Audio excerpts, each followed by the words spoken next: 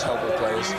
There's no doubt. As we saw there, a fair few in from Manchester as well. And they've got a real dilemma, Peter, as we were saying, haven't they? Yeah. Team win, United. I think that the big thing is, as you say, the supporters really. I think that they can be a big bonus to them. If they get behind the side and start shouting and screaming and one thing and another, I think that the difference is that Manchester City will go out in a relaxed atmosphere, whereas probably the pressure's on Villa. But I've got a bit of a buzz. I'm looking forward to the game. I've just said to Sean that I would have rather been wearing that number 4 shirt. He's just said he'd rather wear it anyway. You've got a bit of a buzz. I've got a bit of a buzz. Here we go. Super Sunday. Match commentators Andy Gray and Martin Tyler. Well, it is a paradoxical day in the Premier League, with Manchester United fans supporting Manchester City, City's fans, in principle at least, favouring the Aston Villa cause. As for the Villa followers, they want the first of 4 consecutive victories, which could still stop any note of triumph coming out of Old Trafford. For Ron Atkinson, a dilemma as to how best to replace the dependable Sean Teal, a decision that was partly influenced by the composition of the Manchester City side. Villa believe that David White will play through the middle, so Earl Barrett is switched to centre-back, where he did win his only England cap so far. Gary Parker was left out at Highbury, but he's back today in a midfield quartet, which again includes Tony Daley. Yeah, that was the only big question for me, is who would replace Sean Teal. And I thought all along it might be Earl Barrett, and I think that makes a sensible choice. It keeps Staunton on that left-hand side, and that's a really potent area with Tony Daley ahead of him. But it's a number 8, I feel, restored to the side, Gary Parker, whose passing could be influential today. Well, those who know Peter Reid will believe him when he says he doesn't care who wins the championship this season. He wants the win today, which would lift Manchester City back to 5th in the table. But Mike Sheeran joins the list of City injured, which already includes Steve McMahon, Ian Brightwell and Andy Hill, and not forgetting Paul Lake as well. Niall Quinn went to hospital after Monday's match against Liverpool and only came out yesterday, his back damaged by wear and tear. But he's very keen to be part of a day when City have to be seen to be giving of their very best. Well, there was a lot of talk about injuries this week, but that looks a pretty strong Manchester City lineup. Rick Holden's been switched today from left to right. The midfield 3 will tuck in narrow, but watch for the number 3, Terry Phelan, bombing up that left-hand side. Now, there's 4 players that really this game depends on. The 2 Villa strikers, Saunders and Atkinson, not scoring goals. Vitally important that they impress themselves on Vonk and Keith Curle. For referee Philip Dunn, it's the end of his Easter holidays today, back to his headmasterly duties in the West London area first thing tomorrow morning.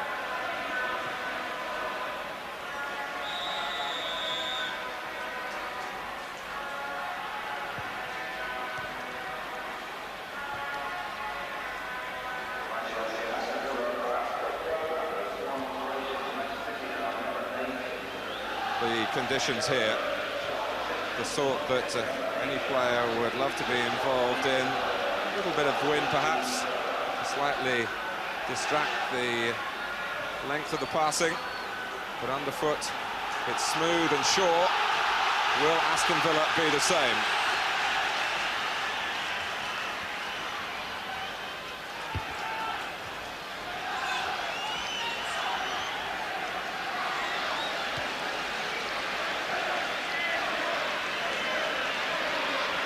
Peter Reid to set the game in motion alongside David White. White, who scored 6 goals in his last 4 games against Aston Villa, including 4 here. And they intend, obviously, to try and make it a busy afternoon for Mark Bosnich. 4 here for David White in 1 game. That was a couple of years ago. But Bosnich has been very hard to beat.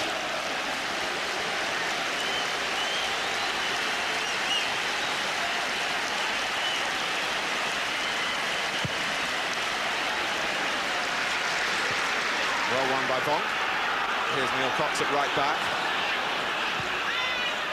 Villa stepping up and winning the offside decision. That'll be something to look for. Villa have got to be very careful. 2 centre-backs have got to get it exactly right. The full-backs have got to be aware, because there's someone with a pace of White now playing through the middle. stepping up like that could be a risky business. Oh, tight on Saunders, perhaps too tight. It breaks City's way. Quinn. Here's Houghton. Atkinson, Daley's come in from the left. Perhaps in danger of crowding it out. Very congested when Reid stepped in. And eventually, here is Holden, left-footed of course, but starting this game, as we showed you on our caption, on the right-hand side. Manchester City so concerned about their injuries that had Niall Quinn not been fit today, Keith Curle would have played up front, and David Brightwell would have come in and operated in the centre of defence alongside Michel Vonk. But Quinn is out there. He's out there and he's such an important part of the way Manchester City play the game as well. Here's Gary Flitcroft, who's been one of the finds of the season. In his preferred place in the middle of midfield today. We saw him on Good Friday perform heroically as a centre-back at Sheffield United. They do make it difficult for central defenders for the way they play.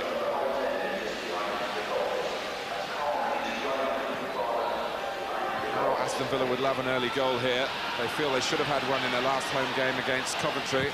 Inside the opening 30 seconds, Daley and Atkinson put a chance wide. I think when you're in a situation that Villa and Manchester United are in as well, Mark, if you get an early goal at home, as we saw against Sheffield Wednesday here at Villa Park recently, scored in the first couple of minutes and went on to produce a real stunning display here. Didn't get the early goal against Coventry, and they looked very, very edgy from them. David White limped out of a challenge a moment or two ago on the far side. He has been struggling with an ankle problem. He wasn't too keen to go in against Steve Staunton then. Staunton goes on. Atkinson can't control it, came crisply at him.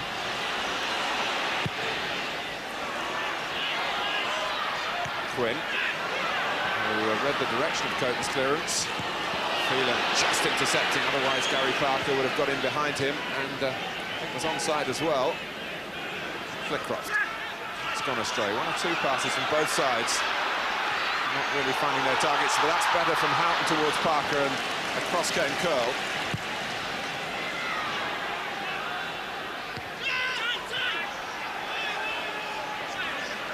White's been looking towards the bench and then seemed to give them the thumbs up then, but he's okay to go on. He hasn't missed many games. No, he looked to get that knock and that sort of block tackle, but he seems to have shaken it off.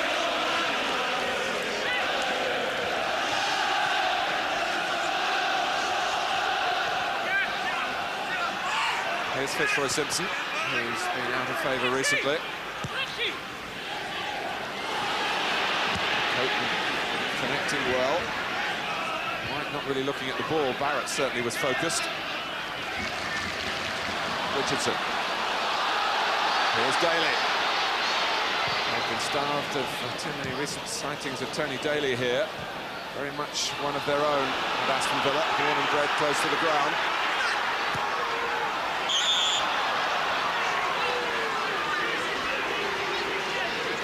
Whether Saunders will get the sort of crosses that he's been missing perhaps with the absence of Steve Froggatt over the last couple of months from Tony Daley is one issue this afternoon, Andy. Yeah, I think the one thing though, Froggatt is certainly a better crosser of the ball than Tony Daley. Possibly not as quick, not so much of a goal threat himself, Stephen Froggatt, but he has got good quality on the cross.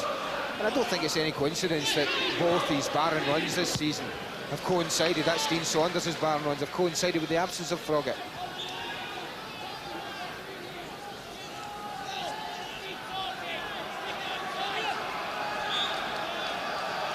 Dean Saunders hoping for a change of luck, but Manchester City haven't been the best of opponents for him. A couple of years ago when he was with Derby, he missed a penalty, and Niall Quinn it was who saved it. Quinn had to go in goal when Tony Coton was sent off. And that was a bad day for Derby all round. They were relegated at the end of it. Quinn was a hero for City. Saunders will certainly not have forgotten that day. And of course, last season, playing for Liverpool, he missed the penalty at Main Road as well.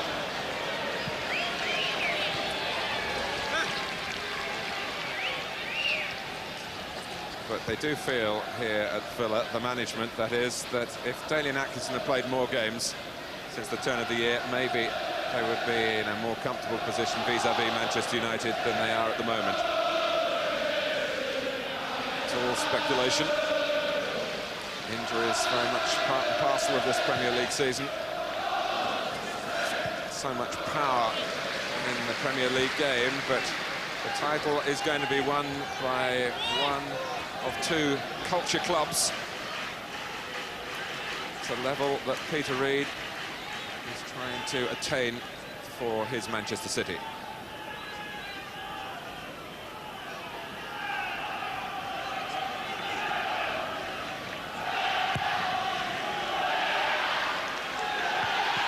Simpson tight on Houghton. He is naturally left-sided, Fitzroy Simpson, but I'm sure he will tend to tuck into the centre when required. In case with Villa having so much variety in that area, City might get to overrun. Good work by Atkinson coming from midfield. Here's Parker. Offside. That's going to be a feature today, I feel, the offside. Can the two frontmen get their timing of the run exactly right? They've both got the pace that if they get free, then no one will catch them. Manchester City, as you can see here, they like to push up. There they go. But Daley and Atkinson, and it's very close. With Ranson on the far side there, holding. But that's what they were looking for, just to catch them and time their runs properly.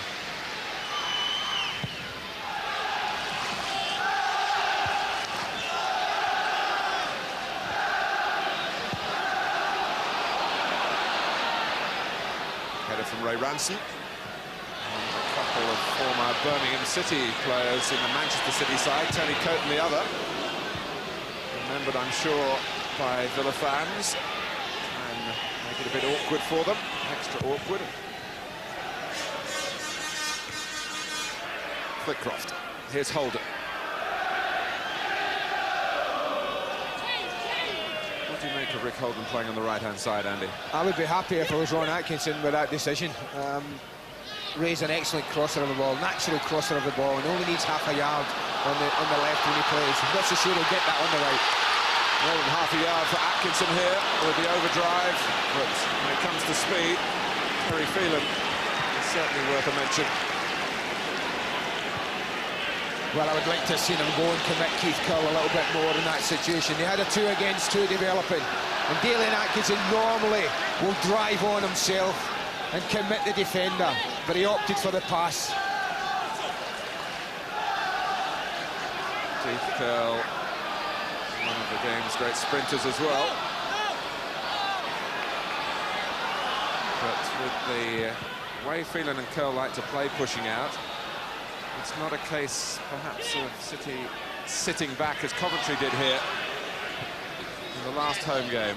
And I know, Andy, you feel that that might just suit Messrs Saunders and Atkinson. There might be room in behind City to make some runs and play to their best strengths. We'll see. Daley.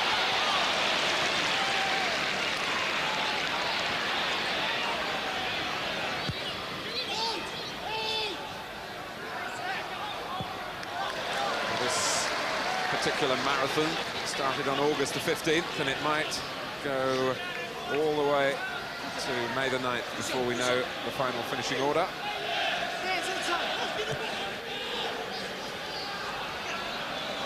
Holden, some help. A bit late arriving. There's a little think forward by Vonk that found Quinn onside. Here's White. Simpson, Phelan's the extra man. With a shot on here for the left back. It's not a very good one. But that's exactly what I was talking about at the beginning of the game, with no natural width here. But Ray Houghton, you see the number 7's been taken away over there, but it's Fitzroy Simpson who creates the space. Leaves acres for Phelan to come into, but it's his first touch that let him down badly.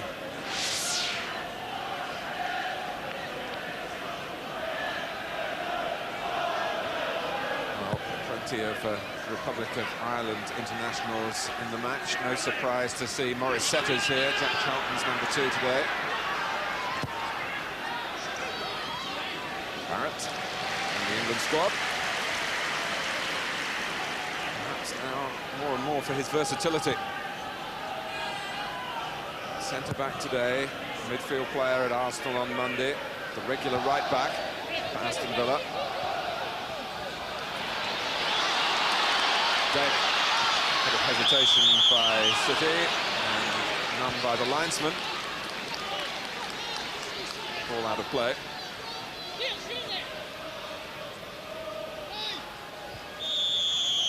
I think the way City are playing, or they've lined up, certainly I think they'll really be regretting the fact that Sean Teal's not playing it, because of this near side. There's acres and acres, and the way that Terry Phelan can come into it, then it's there for Neil Cox if he wants to. Now, I'm sure if Earl Barrett was at right back today, he would be marauding into there as well. I'm not so sure that Neil Cox has got the confidence at the moment to be charging forward, but certainly from Villa's point of view, that's an area they should be looking to get the ball into. Philip Dom, as you might have seen, sorting out a little altercation between White and Barrett. Richardson's through pass for Saunders. Dean Saunders can't end this difficult run for him, and Tony Coton was a most capable goalkeeper there for Manchester City. There's the space. You see, they get it right. And he does everything right in this position. And he's only thwarted by a magnificent save from Coton. 3 up for City.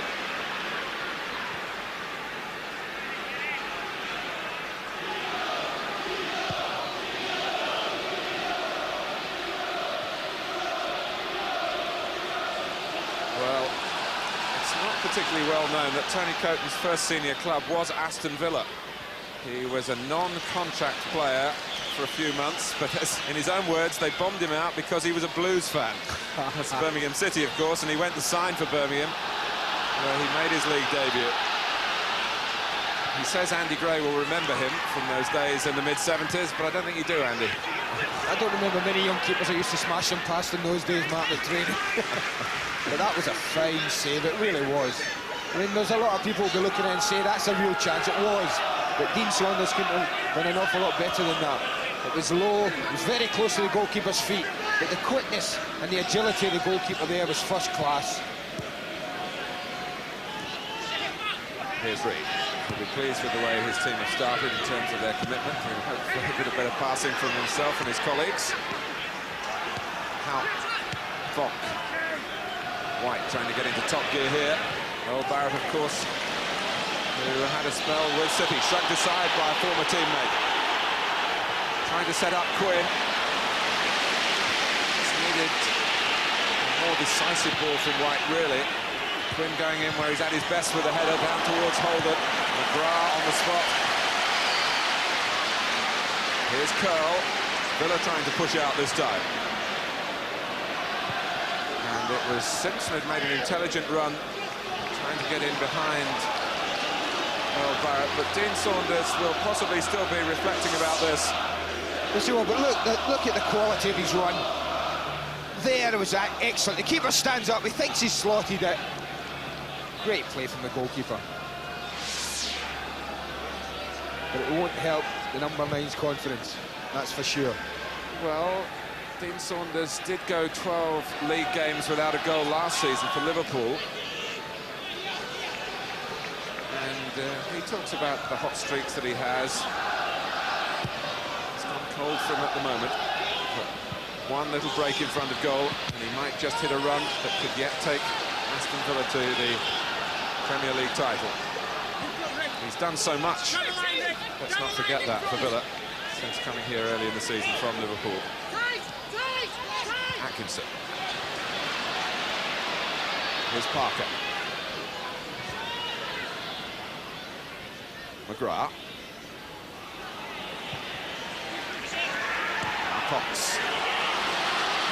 Saunders has always worked willingly across the width of the pitch to get involved in the game, not just waiting around the penalty area for others to make chances for him.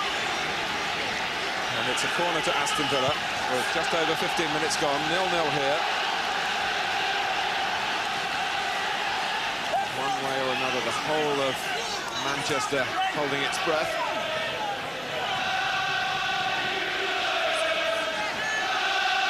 Staunton to take. And Steve Staunton, who's scored twice for the Republic of Ireland straight from corners, has so close there to bending one in by that near post, at that near post. Well, they almost scored against Coventry from the exact same side, exact same area when it was headed off the line. And he's got such good quality, Steve Staunton. He's capable of bending them into that area. And look how close that comes to embarrassing Manchester City.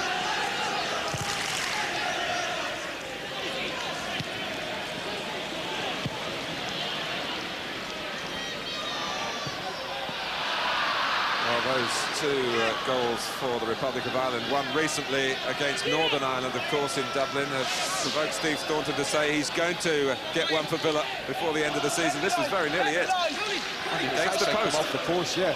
I just wondered, Tony Daley there, who'd actually been standing exactly there about seconds before the corner was taken, had he opted to stay there.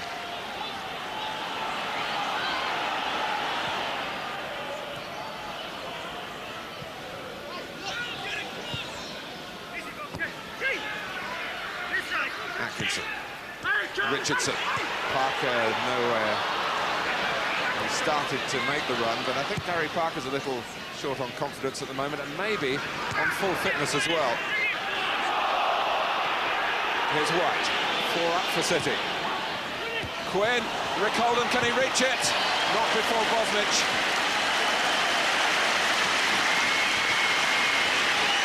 That was a lovely move from Manchester City. Good movement, a good ball in. And this is a lovely little cushion header. But Bosnich is very aware. Not only the first time, but quick enough to get up and collect it again. But that's a real warning to Aston Villa.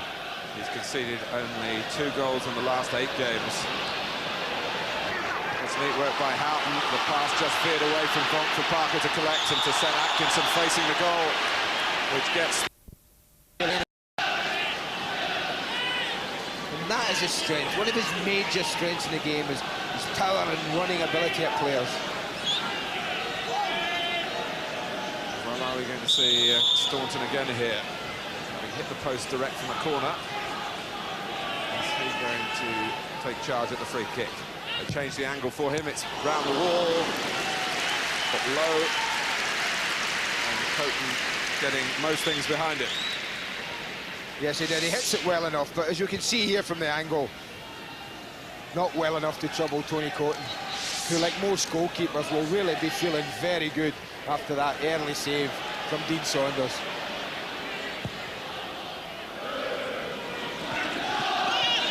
Well, the crowd anxious, the type of atmosphere that has been experienced recently at Old Trafford when Manchester United were struggling at home to Sheffield Wednesday a week ago yesterday, and worried by Chelsea's bright start to the game in their most recent match. Needs something just to get the supporters believing again here for Villa at the moment.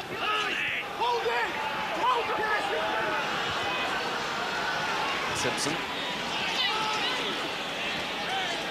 Might have seen a stud or two coming towards him then, and wasn't best pleased. I think he might have seen 12. Reid, who certainly went for the ball. Launched early by White. It is a pretty brave effort by Niall Quinn to play here. Being flat on his back in a hospital bed. From Monday night to yesterday's flags up.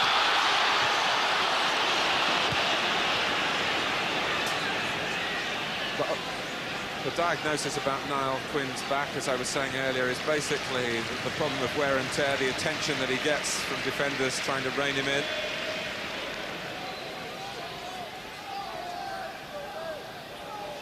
Keith Curle, who would have been up alongside David White if Quinn hadn't made it. In his usual position at the back, takes the free kick.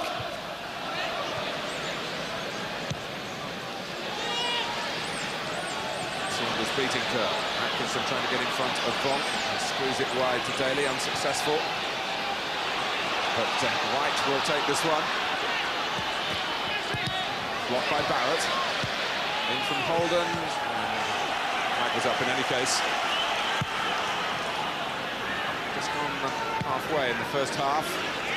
The match that Aston Villa have to win, they believe. I think everyone believes that, Martin, unless They don't win today unless Manchester United completely collapse in the final 3 games. We really would have an awful lot to do. Ron Atkinson was quoting a newspaper article that he'd read involving an astrologer who predicted that Alec Ferguson would miss out, although he'd win 4 games in a row, which is perhaps the Aston Villa manager grasping a little at straws, but certainly in his mind as we were talking before the game. Flitcroft. Reid. Awkward bounce for Simpson. He couldn't keep the ball in. I just wonder, after what, almost 25 minutes, Tony Daley, who's got great pace and has been pretty much stabbed with the ball in that congested area on the other side, and I just wonder with this big gap here on this near side of the pitch whether Ron Atkinson is thinking and maybe giving him a little run on this side. He's certainly capable of playing either wing.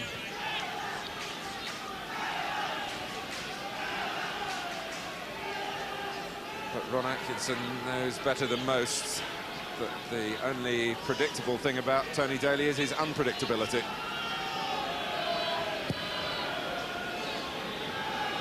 It's a fact, of course, that Graham Taylor was attracted to last season. Daley part of England's squad in the European Championships, not involved this season because of his early injury. Just had a sprinkling of matches in August before he needed serious knee surgery. Certainly sprang a surprise at Highbury at a crucial stage on Monday. And I think perhaps a lot of neutrals might have written Aston Villa off in that game.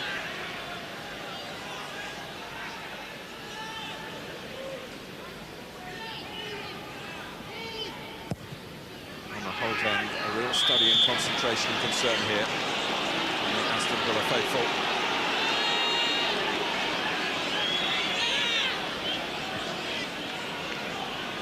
It's been a testing start for Aston Villa. Manchester City have arrived here and they're really putting them under pressure, not allowing them to get into this free-flowing passing game that Ron Atkinson has seen his team play most of the season. And now it's a test of courage at a stage like this for Aston Villa, for the players to stand up really at times to be counted. The courage to still play, to keep trying to play under all this pressure. And to try and do the difficult thing, not worry if it breaks down from time to time, particularly in this area of the pitch. Staunton. It's a straightforward cross, really easy for Curle. Houghton collecting on the way out. So a bit of over-elaboration by Barrett. And White. Perhaps expecting now Quinn to have the speed that White has himself.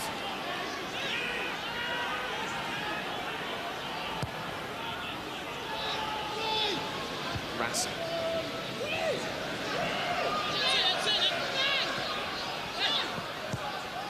Here's Richardson. Reid and Richardson, of course, were colleagues at Everton and won championship together there. But 2 examples there, if anyone thought Manchester City weren't going to compete today. First one is Richardson picked up the ball, Peter Reid was clattering into him, and then Dean Saunders and Michael Vonk straight in at the back of him.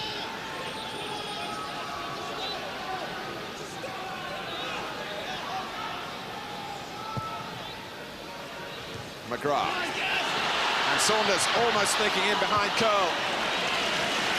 He just had to reach the ball from the Manchester City viewpoint, and on the stretch he did, to frustrate Saunders.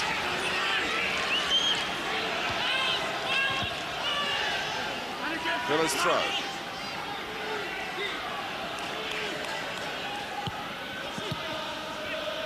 Houghton. Well, just came in front of Saunders. Trying to use White as the way out. It's another competitive challenge. David White, who was around at Main Road when Earl Barrett came on the YTS scheme to Manchester City. But that's another reason, I think, why Earl Barrett was chosen at centre-back. All week in Birmingham been taught that it would be Steve Staunton would be centre-back. But I think Ron Atkinson's probably guessed Peter Reid's side, and that influenced the choice of Earl Barrett as centre-back with his pace. Cox can't find the cross. Here's Quinn. There's room behind Villa here, but not if you run offside, as Phelan has done. Well, Lack of decisive play from Aston Villa as we move to the half-hour mark. Has brought Atkinson down to within shouting range of his players.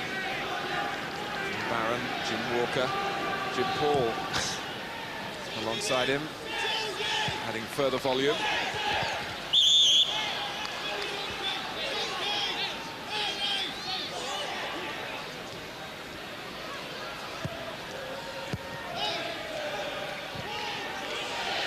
Quinn. Pushed right up to the halfway line, it's worked. I'll tell you what, that's dangerous. Fitzroy Simpson had absolutely no need to make an early run. You look at it here, look at all this Cox, he's the furthest man across. If Fitzroy Simpson just holds a couple of yards, he's got half a pitch to run into. He could have actually held in his own half when he was absolutely safe then. Easy sitting up here.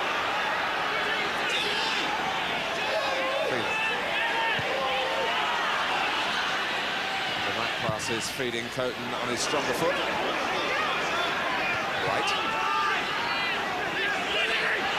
McGrath. Dealing with the ball as it bounced up. Parker trying to reclaim it for Villa. And Phelan can only run it out for the corner. The moment the referee pointed, Steve Staunton sat across from left back to take this corner on the Villa right.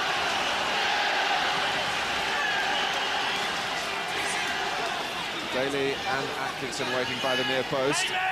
Saunders for any sort of flick on, or for the deeper ball, which McGrath.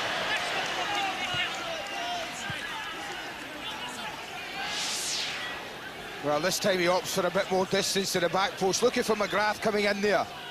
But there's just a little bit too much bend on it.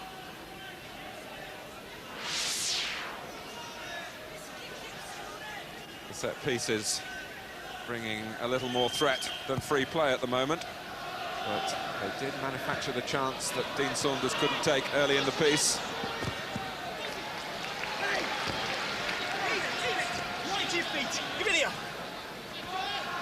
There's no need for panic from Aston Villa at this stage. Patience may well be a virtue for them.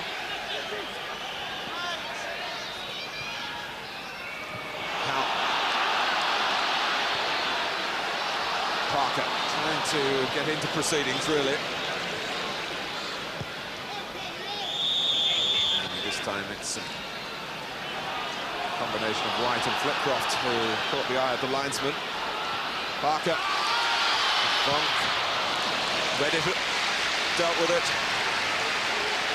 But that's when Gary Parker can be a major player in the proceedings. Just a little touched-off pass. Yes, yes, yes! It's deflected, and that's a corner. And that's why I think he was brought back into the side today at home. Ron actually would have known that Manchester City as a back four like to push forward, and he would have thought, well, there's one player that will find that little pass, that little gap for his front two. It could well be Gary Parker. Right by the flag that says "Good luck, Villa" from the city of Manchester. Parker takes this corner. Headed over by Neil Cox, who's graduated to England under-21 status. Played in Turkey last month as a midfield man.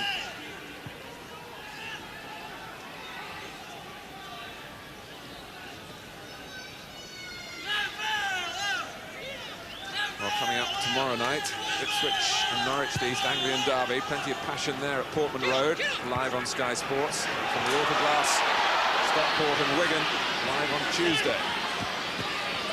Keep going. Richardson, that's straightforward for Coton. So much of this match, you sense, being played by Villa in the mind. If you remove the context in terms of the league position, I'm sure we'd see a different, more dynamic display, but of course you can't do that. Villa, after all, pleased to find themselves pressing at the top of the Premier League. Now, dealing with pressure as well as both part and parcel of being the eventual league champions, Martin. If you can't deal with the pressure when it matters, then you won't win titles.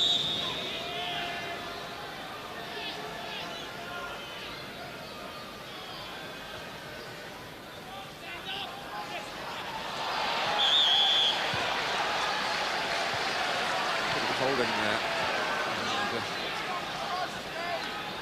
And, Holden and Manchester City have to retreat.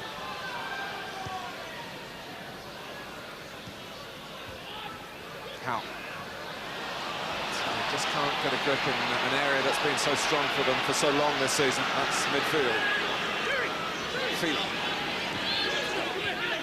Simpson. A chance against Houghton and sending Phelan in behind Cox here. Can Quinn reach it? He does! That's authentic Manchester City, authentic Niall Quinn. And Aston Villa are a goal behind at home. Ron Atkinson has to take it on the chin. Well, this is a goal of quality from start to finish. Fitzroy Simpson's lovely ball. Feeling pace, but it's the quality of his cross. Inch perfect. And now Quinn doesn't miss those.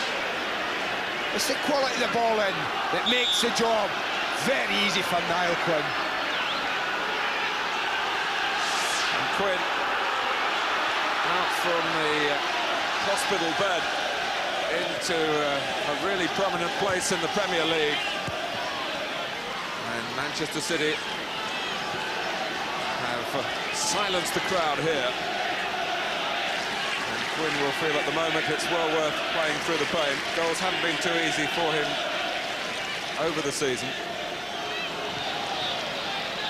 But that was a cross from Terry Phelan of the type that perhaps City haven't got to him often enough.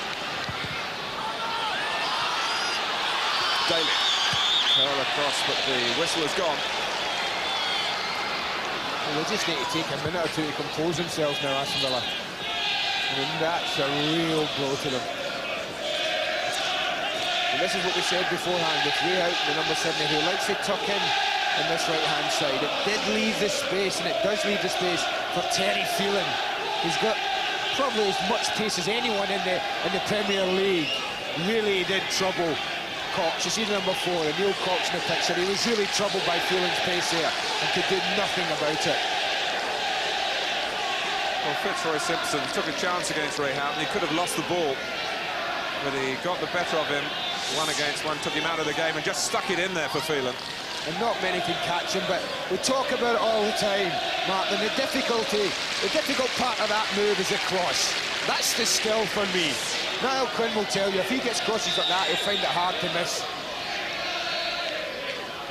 What sort of cross will Steve Staunton supply here after the treatment to Ray Ranson? Fox competing for it.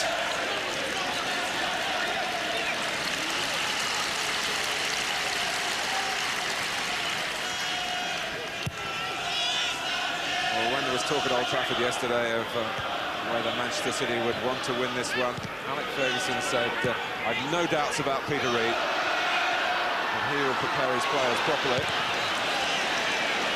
Having a bit of a slip and a slide there. The turf just creased a little bit by drizzle today.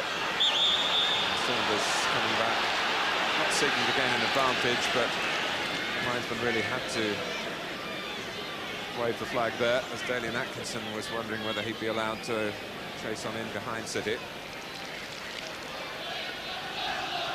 8 minutes left in the first half, and an air of increasing anxiety around Ron Atkinson and Aston Villa.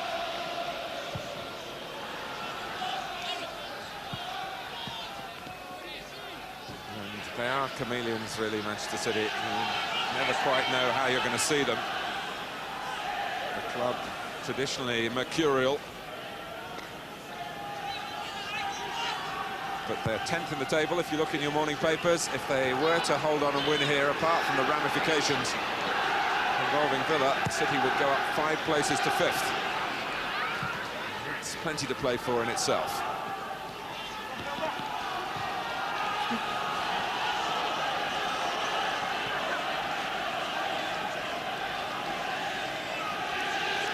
Well, one thing in all recent weeks, Martin, I've been surprised about is that man there. I don't know what his level of fitness is at the moment, but I think when you go into games, particularly against Coventry last weekend and today again, and you're looking for something, if it's not going your way, to change it, then you put on somebody like Big Cyril, who really is like now Quinn, an aerial threat. And you can then, if your pass is not flowing, you can then opt in.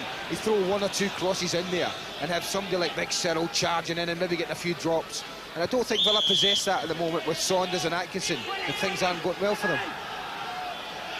Villa haven't lost at home in the Premier League since November when Norwich came here and won 3-2. And there was one relevance about that, in that Sean Teal was missing from the Villa defence that afternoon. Saunders, Houghton. Now Aston Villa do have to stand up and be counted. There need to be some strong-minded players here to express themselves against a team that are really working hard to spoil any celebrations of victory. And against a crowd that's increasingly edgy. That was unlucky. That was probably the best passing movement of the game. Must have strung 10, 12 passes together there and just didn't connect with Gary Parker's through run. But that's a positive sign. Simpson. Phelan. The providers for Quinn's goal.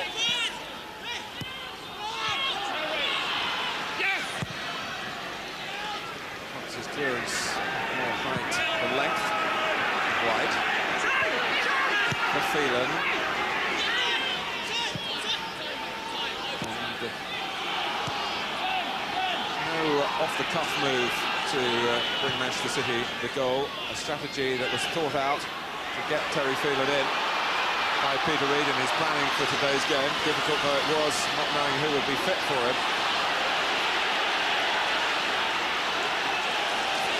Atkinson trying to help redress the balance here. It was such a lift for Villa if they could level it before half-time. Confusion there. Felt a little bit for Daley and Atkinson. It's hard enough running away from Keith Curle, but when he's backed by Terry Phelan, really me. Here's Flitcroft. Well, Quinn could have let it run anyway. Whether he was pushed is academic now. Sure, Simpson was clear behind him. McGrath. Houghton, who learnt so much with Liverpool about dealing with these high-pressure situations.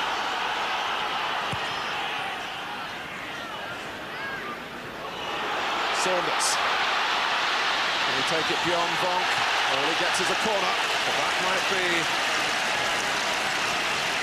a road to recovery for Aston Villa. I think that's the connection they would be looking for. They'd be looking for either Saunders or Atkinson to get on Michael Vonk in the one-against-one. They would fancy their chances pace-wise, but in that occasion, Vonk does very well indeed.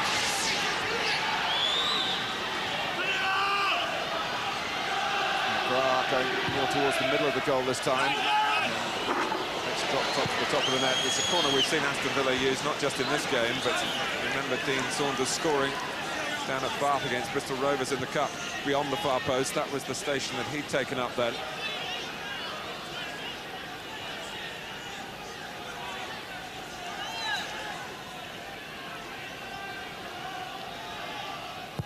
Well, the strike force that Ron Atkinson has said he's going to stay with whatever happens over the remaining games.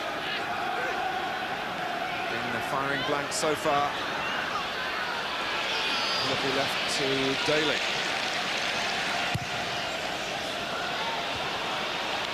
Now Phelan.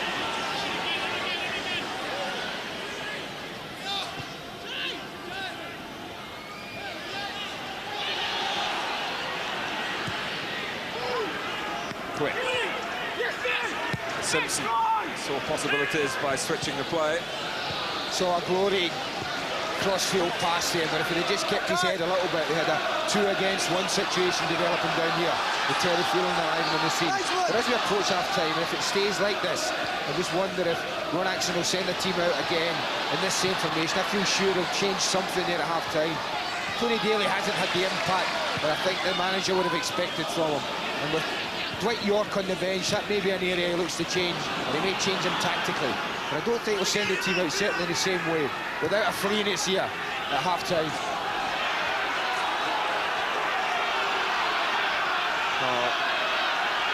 Dwight York was the leading scorer last season, and Daley and Atkinson was injured for so long, and of course Dean Saunders was working out of Anfield.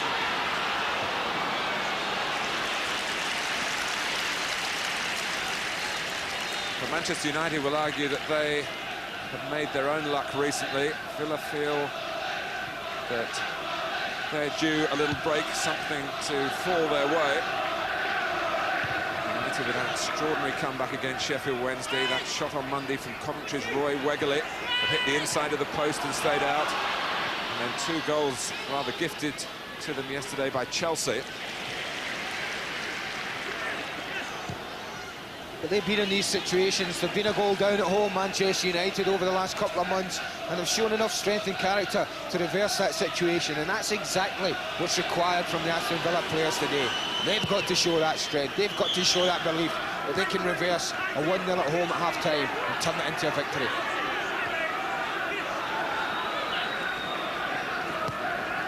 Parker.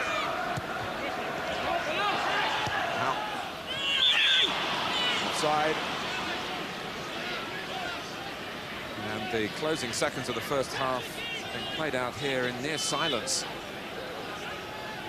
That's the agony that the Aston Villa supporters are going through, but they, from their point of view, should get their minds clear of the need to worry. And it's a very tentative shout to come on Villa, isn't it?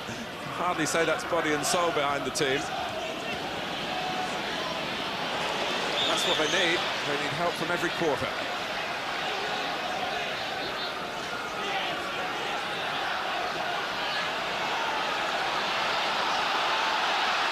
Stoppage time before the half-time break.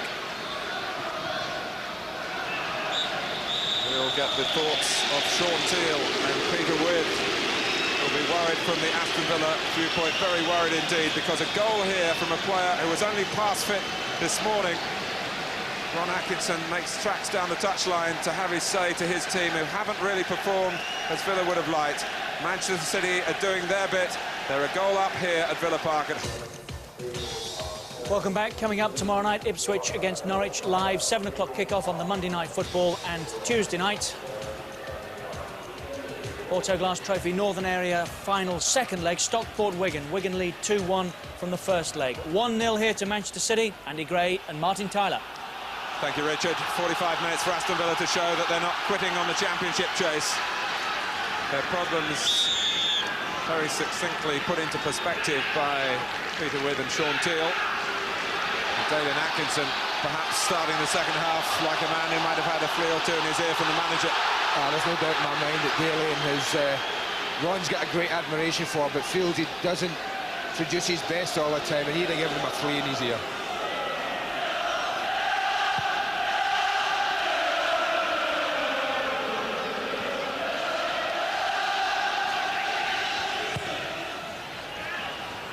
Saunders. Atkinson trying to make his own luck.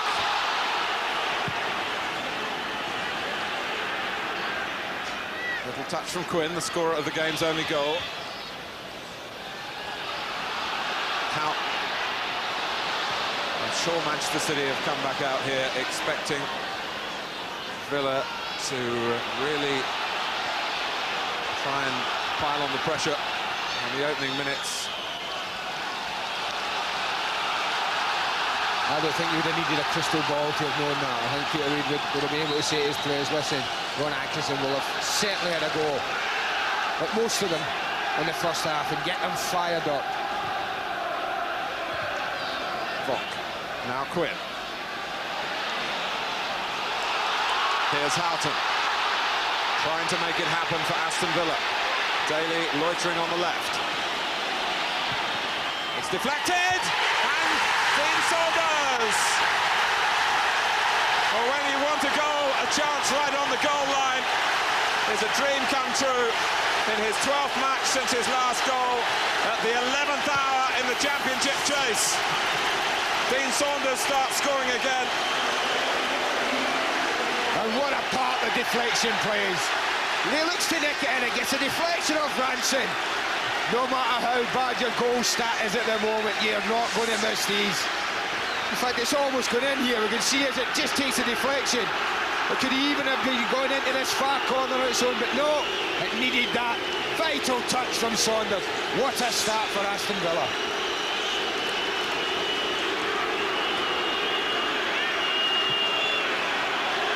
They have lit the gas. Staunton.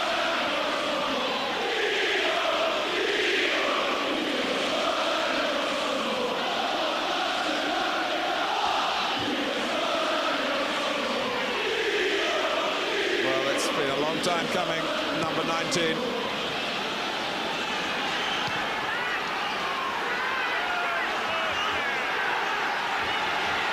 Reid.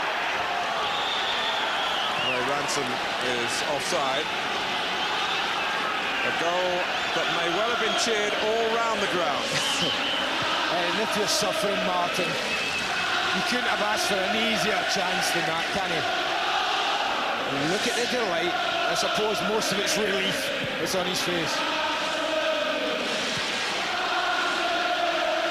Well, it had to happen sometime, but for Villa it was paramount that it happened sooner rather than later. 1-1. Gary Parker. Villa alive. And offside against Houghton. But I think it's noticeable to everybody. It's certainly noticeable to you and I sitting here at the game, but I'm sure to even the people at home, the difference in tempo that's suddenly around here, and not just after the goal, before the goal. They started the second half, the pace was up, the tempo of the game was up from Aston Villa, and they've had the reward. We talk about making luck, your own luck. They got that little bit of luck with that crucial deflection off Ranson's head that took the ball into Saunders' path to the goal.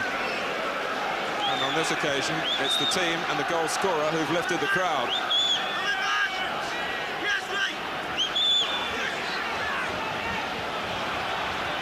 Quinn. Holden hasn't looked altogether happy in this unfamiliar role. McGrath, who's been a mountain at the back for Aston Villa, recognised throughout the game, particularly by the PFA award.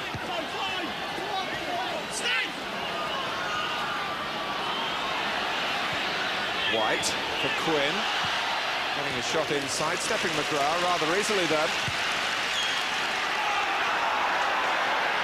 Vonk, Ranson, Daley, typifying this new commitment from Aston Villa.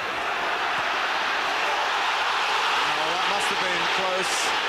I think it's Dean Saunders who's offside. More in the centre, yes. Yeah. I think Atkinson had timed his run to perfection here. If you watch it build up, just take a look. It's just at the top of the screen. Dean Saunders is the one who's given offside.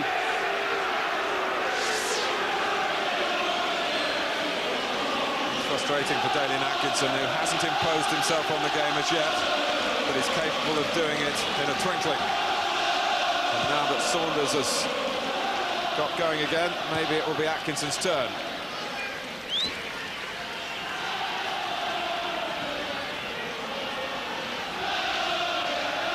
His famine has lasted now into a 7th game. And of course, the first part of that run without goals in matches when he was playing with the injury and not completing the course. Well, even there, Mark, he's chased a hopeless cause, basically, dealing Atkinson, and that suggests to me that his managers had 1 or 2 words to him. Because he did it, he forced Michael Vonk into a mistake. Reid breaks it up for City.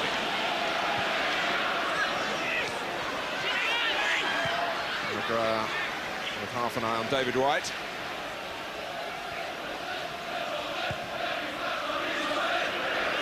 And Saunders get in on this one. Well, Coton, I think, probably could have collected it in his hands inside the area, but he wasn't going to take any chances.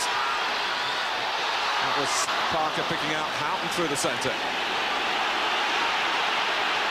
Houghton just couldn't get the ball on in behind him and go on towards goal. Flitcroft. McGrath. On Good Friday, Manchester City led at half-time at Sheffield United and couldn't hold on. A different type of pressure put on them in the second half at Bramall Lane. But it's pressure nonetheless. Aston Villa recognising the consequence of failure here and responding to the need to increase their tempo, to improve their level of play in most quarters of their game.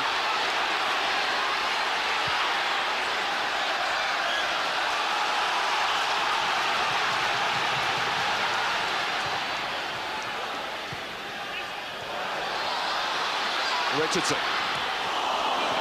Almost fell for Daley. Villa collectively had got sucked into the centre. Here's Holden. Over McGrath, is it? Not quite. David White hoped it would drop behind the Villa number 5, and there's a foul by Flitcroft on Barrett.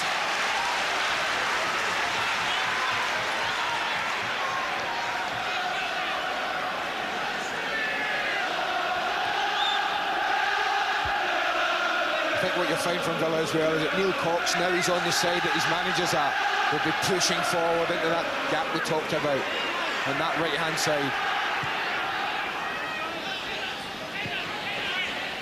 Oh, and Barrett, just a slight lack of understanding between two players who don't operate often as a pairing. Good spot from the referee, that. Just a little tug from Daley and Atkinson on Keith Curle.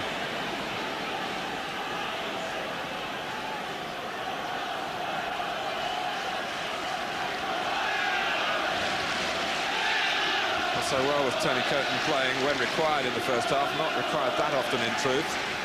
But he would have begun to look a more formidable barrier as the match wore on. But they've got the ball past him. Fortunately, with the aid of that deflection to allow Saunders to come in to score. Daley.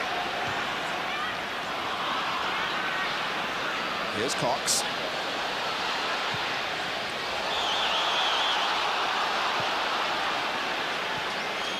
Keith Curle leading a chorus of appreciation in the direction of the linesman.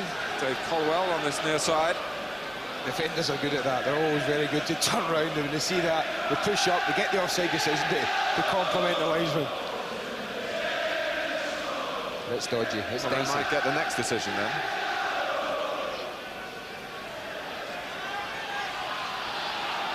I think Aston Villa will be quite happy to see Manchester City continue to do that, take a chance in that offside.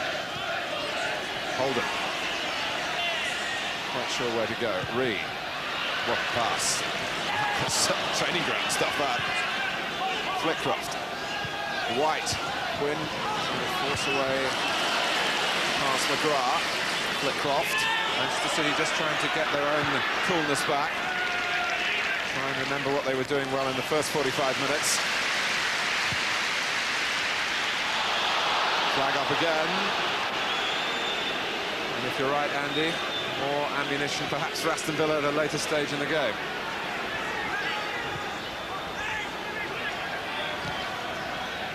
Flitcroft. Ranson.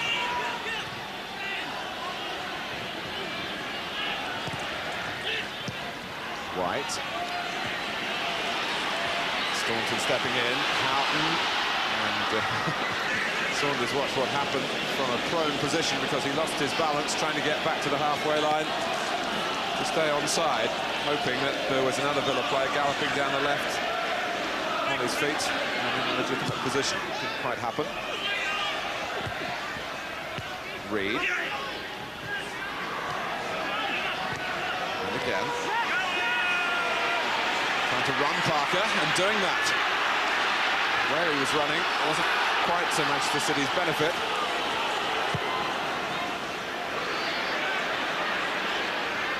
Quinn with a good touch as the ball dropped.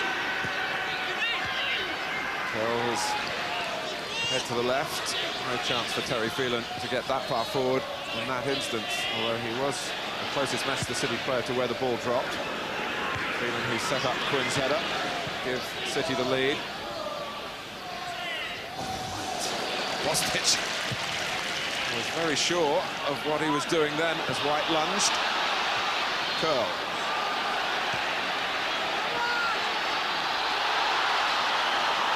Breaks for Daley. He isn't known for his goal scoring, but when you look back down the records, he's done some damage to Manchester City in the past. A great goal in his fixture here last season. Scored a fantastic volley here last season, you're right. But the problems arise from there is that how often we talk about when defenders let the ball bounce from goal kicks. The two centre-backs let it bounce and were immediately in trouble and couldn't clear it.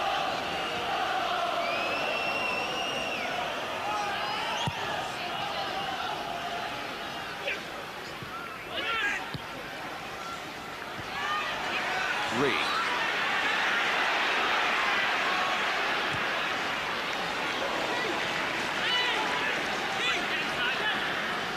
Well, he's keeping the rallying cries going and leading by example as well.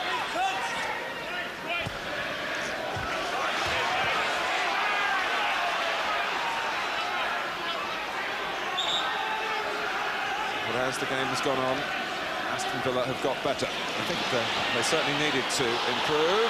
Parker. Well, if he'd been in a more confident vein of form, perhaps he'd have taken the chance and flung himself feet first as the ball dropped. Never going to be easy. I think it was a bit unlucky. I think that had he been able to take it on the volley, it would have been much better. If you can just see, he's always just too far away from him. Simpson. Holden cropping up this time on the left. Oh, that could have come for Quinn or White. I thought one of them got the header on it, man. Vonk.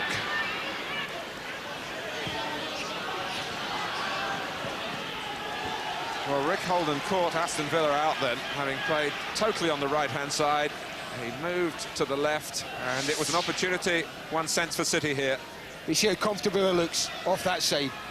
You see how Barrett just gets the faintest touch on it, and that's the only thing that took it away from Niall Quinn. What a difference in Holden, though, as he got himself in that inside left position. It was totally natural for him just to get half a yard on Paul McGrath and produce a quality cross. Well, it might also help Villa here that City have had to patch up a number of players to get them out for this match, particularly their two main strikers. There's not quite the zest in the forward running that there was earlier in the proceedings. Half an hour to go. Aston Villa 1. Manchester City 1. Dean Saunders equalising Niall Quinn's first half header.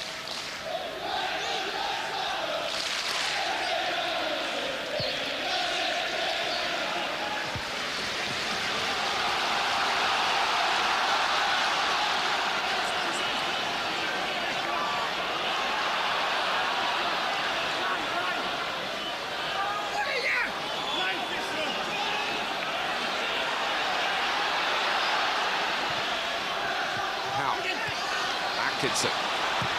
That's Parker, who scored against City at Main Road.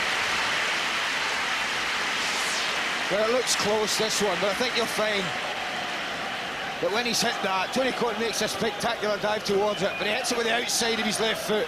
And from the moment it leaves that, you can see it's always drifting wide of the goal.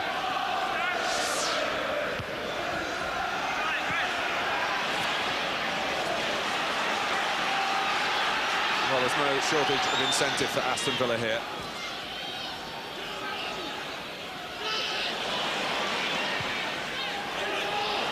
One thing they will have to concede to Manchester United, I think, is the goal difference. I don't really believe they can make too many inroads into United's advantage in that respect. But a win here would keep them just the 1 point behind the league leaders, with 3 games to go for each of the top 2. Houghton.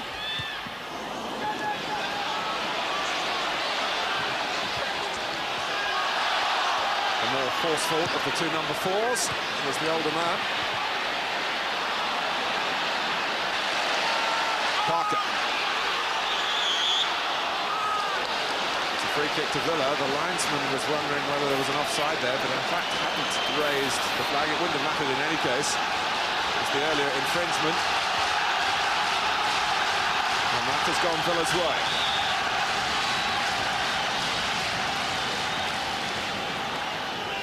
Houghton and Parker leave it. Staunton tries for goal and might have found it, but for the flailing arm of Tony Coton.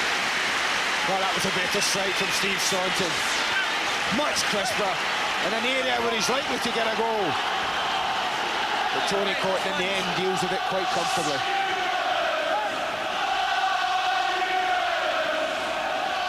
Villa's corner. And Coton's catch. The Birmingham City fan is providing a big barrier to Aston Villa here in the West Midlands. Good taste on that, and good curl on the ball. And that one did test the goalkeeper. Little push by Quinn, who looks most aggrieved, but the decision's been given against him.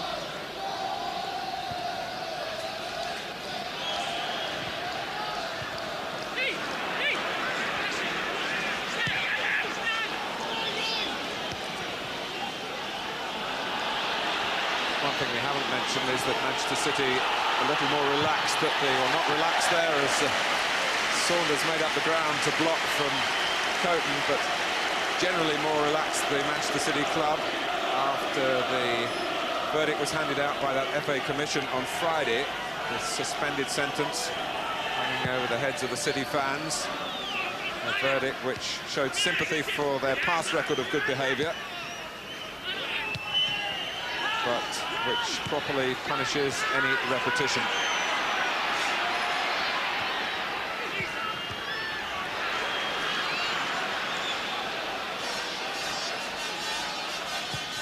Curle. Well, there was something to aim at on the right for Manchester City. David White had been lost by Steve Staunton.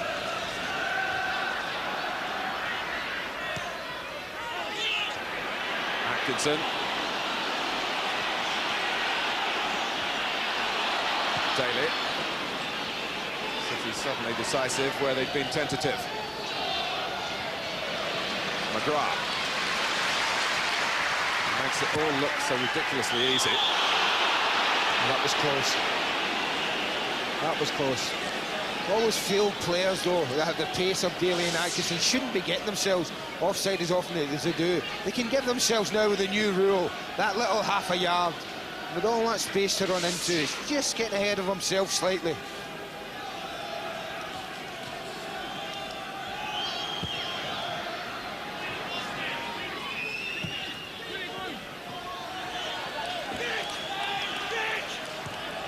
It's a goal kick. I mentioned the foreign goalkeepers. Bosnich from Australia, of course.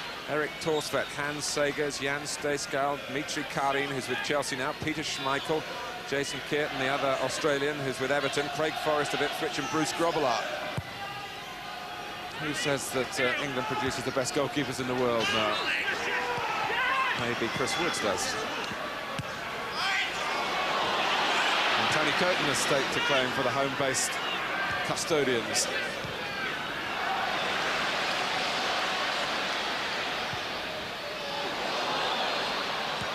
Houghton.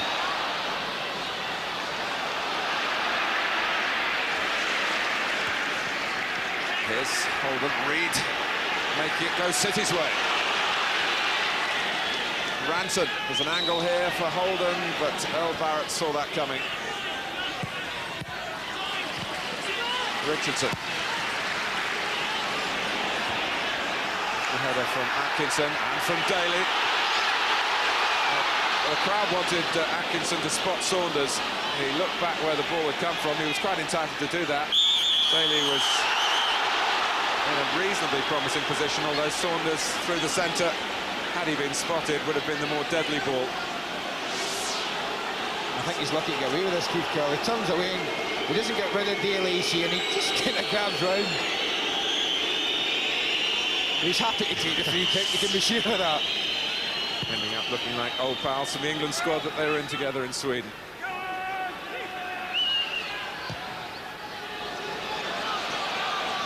Saunders trying to get in behind Phelan, which takes some doing.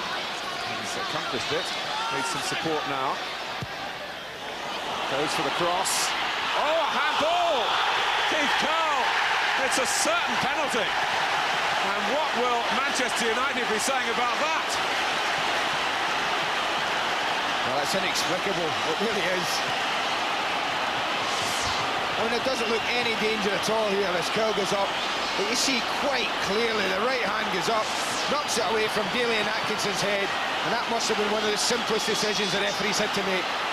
Villa have missed their last 2 penalties, which is why the job has gone to Gary Parker. Oh, and it got under.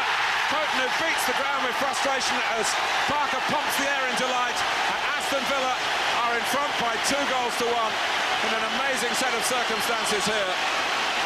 Well, Ron Atkinson said he wanted his team to get some luck, and they've certainly had it today. The first goal, a little deflection helped him. Keith Curle inexplicably sticking a hand up there, and Tony Coton comes oh so close to stopping the penalty, but all that doesn't matter. Villa are ahead. That's the 3-quarter mark of the match. It's been a long, long time coming for Aston Villa, but they've got their noses in front.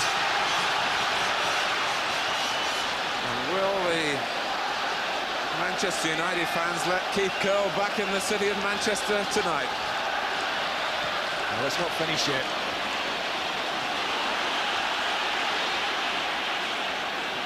Ranson trying to let it run. Daley trying to earn a corner. But Curle was backpedaling. Daley and Atkinson, in truth, had made a tremendous leap behind him. Whether Curle was aware of that and panicking because of that, a panic reaction, it certainly looked. You just don't jump with your hand that high. Certainly in your own penalty area. You can never hope to get away with anything like that.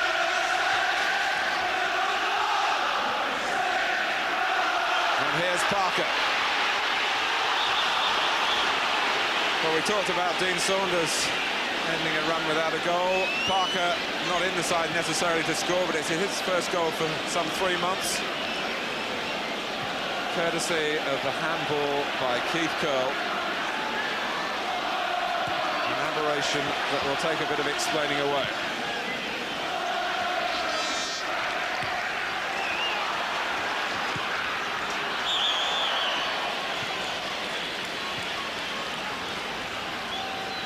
Well, have a look at that again. As you watch it, Daley and Atkinson pulls in behind him, and he goes up early. He's up above him, but look, the hand's up almost immediately from Keith Curle. And I don't care how much you panic as a centre-half, you can't do that and hope to get away with it.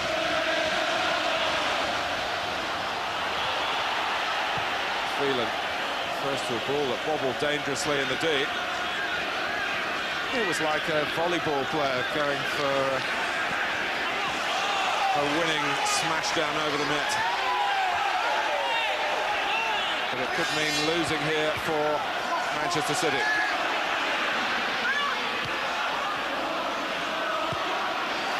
Villa came out fearing defeat, a goal down at the start of the second half, and now they're sensing victory.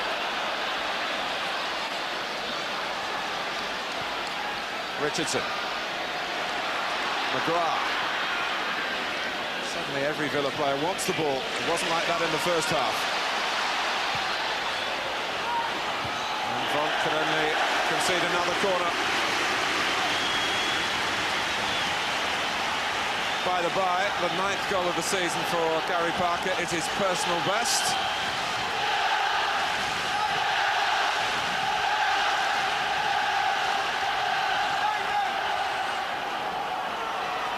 That's in terms of league goals. Parker now concentrating on the corner. Coton being impeded. What a wicked corner to deal with for the goalkeeper.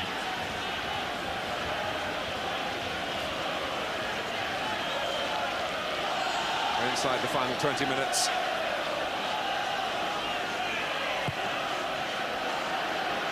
And we're at the stage of the season where the finishing line is in sight, but we're really, now that Villa are moving on towards what they hope will be another win, we're still not much nearer knowing who's going to press the tape first.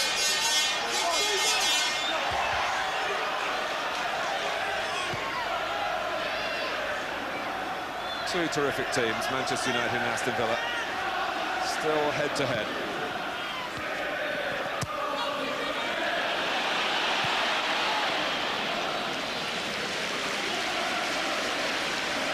But it's been a great response from him. We mentioned before half-time whistle that the Old Trafford side had found himself one down at home and managed to reverse things.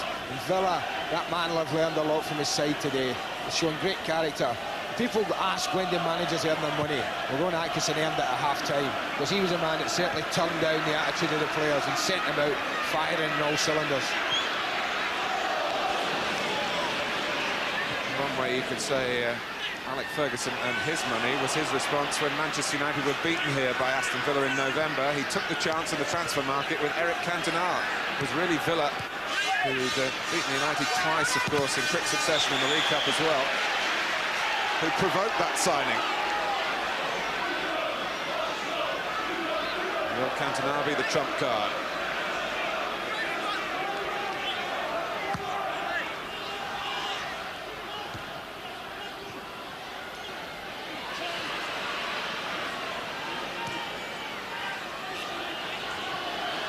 The understanding down the City right for all the effort put into the game by Rick Holden, who spends his time in the week not just preparing for matches but studying on a degree in sports physiology. Wants to stay in the game on the medical side.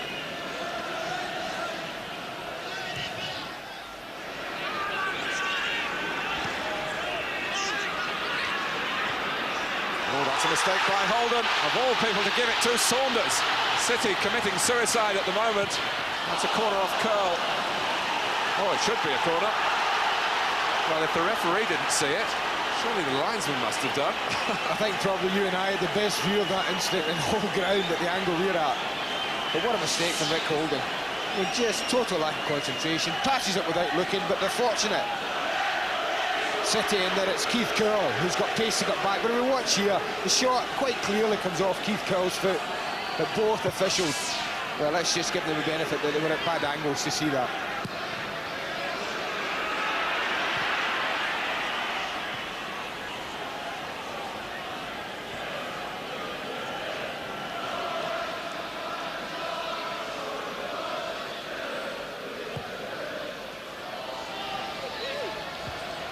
Header from Quinn.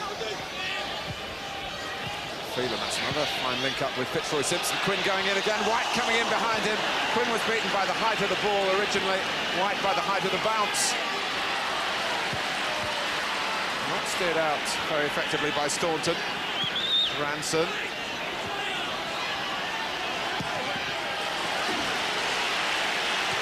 Well, that was just a little reminder if Villa needed one. But Manchester City intend to have a say in this game even yet. Curle. This is Gary Flitcroft chasing on. This is Quinn going in. Unfortunately for Villa, McGrath was right alongside him and just did enough to put off his fellow international. Here's David Brightwell, the younger of the two brothers on the books of Manchester City, who's a centre-back. And it's Rick Holden who's going to be taken off. Will Brightwell go and play at the back, and are they going to send Keith Curle forward after giving away the penalty? And there's a couple of reasons for pushing him on. Yes, that's the move by Manchester City. Brightwell in the centre of defence with Vonk. Curle alongside Quinn, and David White has gone to his role on the right-hand side of City's attack. Tell you what, Mark, I think they'll make an immediate response to that. I've got a funny feeling they'll bring on Brian Small as soon as they can here. With David White on the right against Steve Staunton. I know they were concerned about that tear-up before the game started. And if there are signs that White might be getting something out of Steve Staunton, you can bet your life that Small will be on pretty quick. Ranson offside.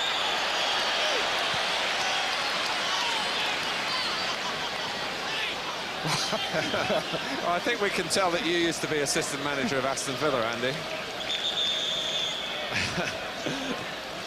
He's going to go and play at left back, of course, against David White. It's a question. And Gary Parker, who's played his part with the penalty.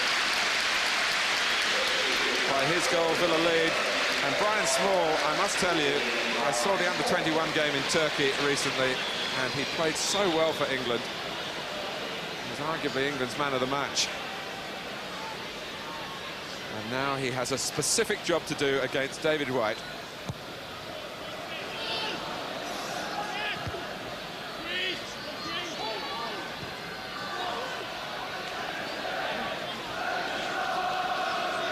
I mean, I thought he'd make the substitution, but unless Gary Parker's feeling the pace of the game a little bit, I'm a bit surprised that Tony Daley isn't the one to be taken off. I thought he would have just moved Steve Staunton one up, taking Tony Daley off, and then he would have had the comfort of knowing that Staunton was there to help Small. Hard for Brightwell here, having just come on against Daley and Atkinson. Daley takes it on, but Brightwell recovers well. Houghton, Staunton. For Houghton, hanging it up towards the far post. Fuller have got no one attacking the ball there. The Staunton's gone into midfield for Villa. Quinn.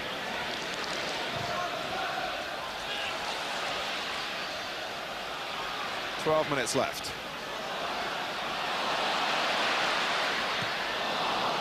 Here's Reid. Is there going to be a sting in the tail here? Manchester City, Keith Curle, who did start his career, if memory serves me right, as a wide player up front. He's certainly got the speed to justify a place in attack if they can serve him with the right type of pass in behind McGrath and Barrett.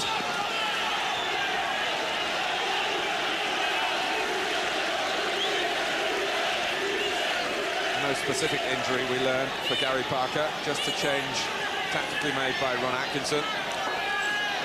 Corner for City, only their second. Flitcroft, who scored from a corner on Monday against Liverpool. Reid, trying to bend it with the outside of the right foot, went the wrong way, I think. Came off the head of McGrath. Bosnich beating Curle to it. Curle trying to make up for his mistake, and it has been a credit to him and to Manchester City. There's no doubt that that back injury hasn't fully cleared up. Flag has stayed down. Flitcroft heads on. Curle in a chase here with Barrett. Well, now that would have been interesting if it hadn't been a foul. He just seems to slow up your El Barrett. I think you can see there, he just catches El Barrett's right heel there, Keith Curle. It certainly showed a turn of pace. It would trouble defenders.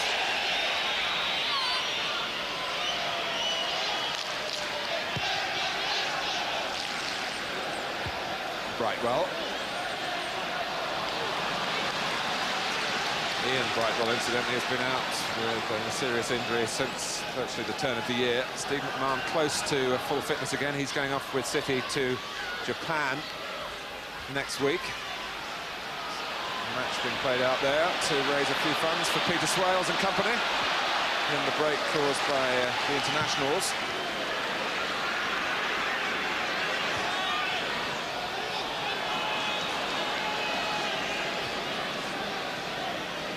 Steve McMahon was telling me he hopes to play a half in Japan. Quite a long way to go to get a comeback match in.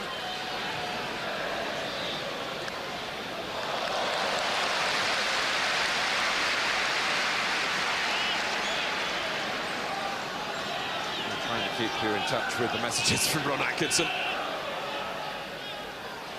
He'll settle for a win here, not be too concerned about the margin. It's not been an easy afternoon for Aston Villa. Saunders sets his sights, and it's been a terrific contest between him and Coton. Both have had their moments.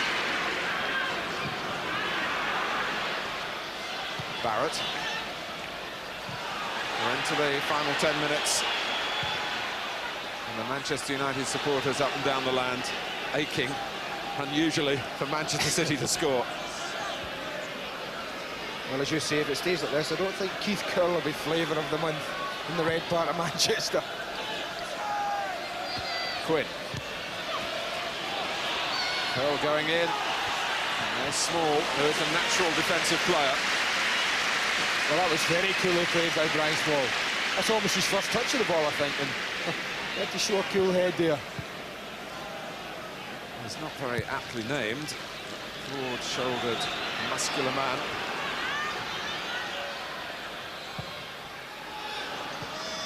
Phelan.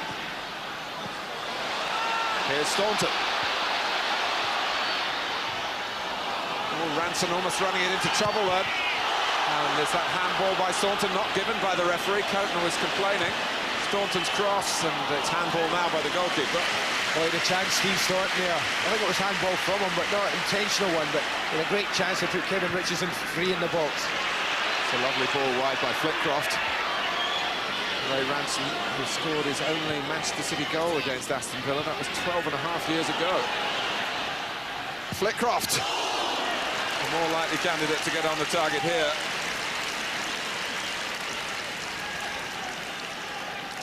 That was a nice build-up from Manchester City. Curle showing he can play with his back to goal as well. Just holds it up. And Gary Flitcroft, maybe a little bit of tired legs here. Just can't keep his shot down.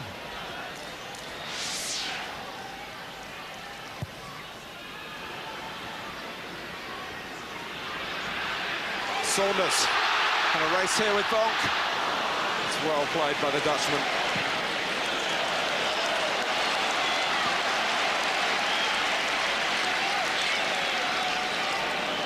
Six minutes to go. Daley. Well, he got past Ranson and then showed too much of it to Vonk. It's a strong finish by Aston Villa here after a very tentative start. Staunton. Cox coming in and making the ball his. Neil Cox! Well, really typifying the way the stock of Aston Villa has risen here as the match has worn on. Yeah, had a chance at Highbury. The same sort of area when he broke through late on and didn't hit the target. And again, this is a more difficult chance, but couldn't squeeze it into that near post. But this is the kind of finish he would have wanted. Sky Sports squad off to Portman Road tomorrow. Live Premier League action for you. Ipswich against Norwich, a derby of real local rivalry. And Stockport against Wigan for a place at Wembley in the Autoglass Trophy.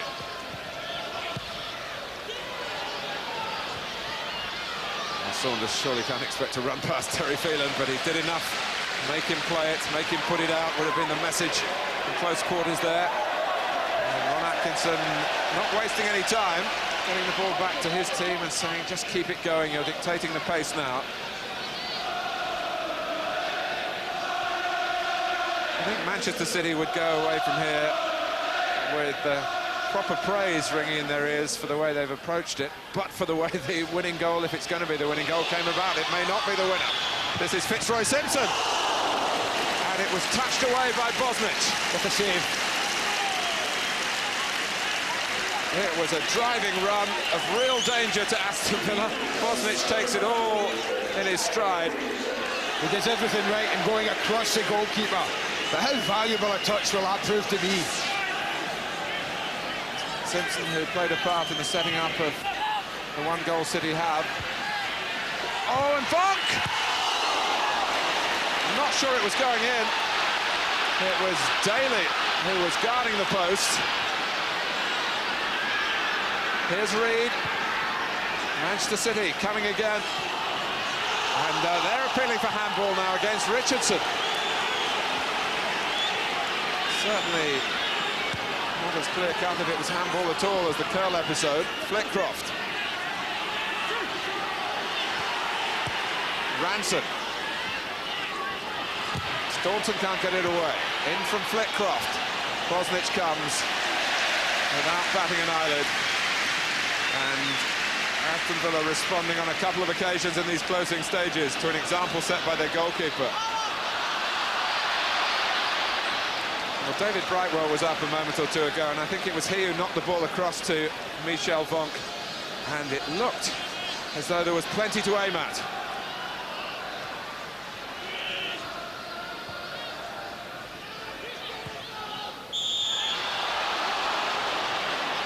Let's look back. Well, we can have a look at the corner. They just seem to go to sleep. and they all follow the ball out, but Michael Vonk just nicks in behind Daley and Atkinson there. You can see it's not going in, but had anyone else been following in that little touch from Vonk, then they couldn't possibly have missed. I don't think there was quite as much to aim at as maybe I first thought. On the stretch, getting the ball back into the percentage area. Well, I don't think anyone can question the commitment of the way that Manchester City have gone about this game, Martin. Even now, with 2 or 3 minutes to go, when you might have thought they would just be, oh, well, that's it, we've lost the game. They're driving forward, trying to get an equaliser. Richardson. Small for Daley.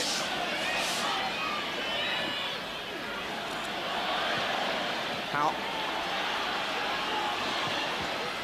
Came off Vonk. Daley back to Small. Takes on Ranson. Villa get a throw. It also takes up a few more seconds.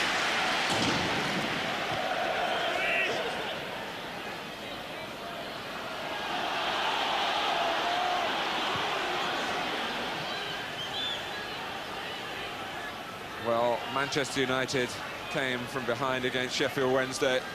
They also did it earlier this year against Sheffield United and against Southampton. Their battling quality is well documented. Villa faced a battle here, and it's a battle they're very close to winning.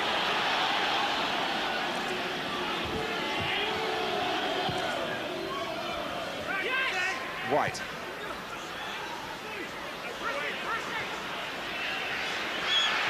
Staunton. Houghton is onside, and it's 3-1.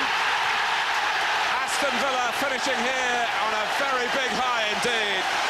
Ron Atkinson knows that all the anxieties in this match, and they've been considerable, are behind him. Oh, it's a lovely ball through from Staunton. Measures it outside of his left foot. They've got caught. You always sense that sometime they'll get caught square. And if there's one man you would want in that situation with a cool head, believe me, it would be Reid Houghton. He has a quick look. He knows he's onside. Look at that for a calm little half volley. Beautiful finish. When the anxiety was considerable, Aston Villa have sorted it out in the second half at Villa Park.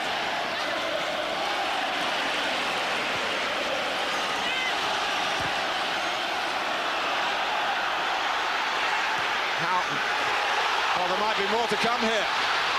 Atkinson, if he'd had more matches, if he'd had perhaps a more successful time in this match, who knows what might have happened, but he went for the first time. A brilliant ball from Houghton. Again, outside of the foot, and he doesn't get the kindness of bounces there. It's a difficult chance, but I've seen Daley and Atkinson smash him in from there. But they won't be too worried about that. At this stage of their campaign, the victory is the most important thing, and it's certainly now they've got that.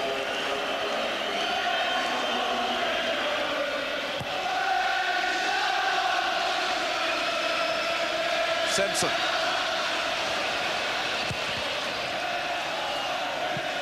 Well, that was a type of deflected cross that was so instrumental in the first goal for Aston Villa. Houghton, the scorer of their latest. And City have a corner deep, deep into stoppage time. Saunders.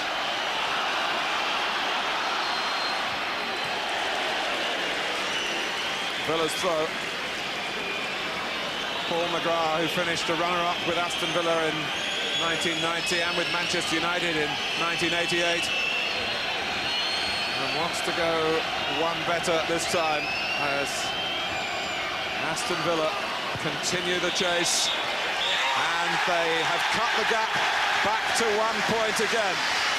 A real revival here after Niall Quinn had given Manchester City the lead. But then Dean Saunders got his act together again early in the second half to really stimulate the recovery. Ray Houghton also scored late in the half, but the turning point, the handball by Keith Curle, which gave Villa the penalty, and Gary Parker gave Villa the lead from the spot. The first Premier League season giving all football lovers a captivating conclusion. Villa had to win today.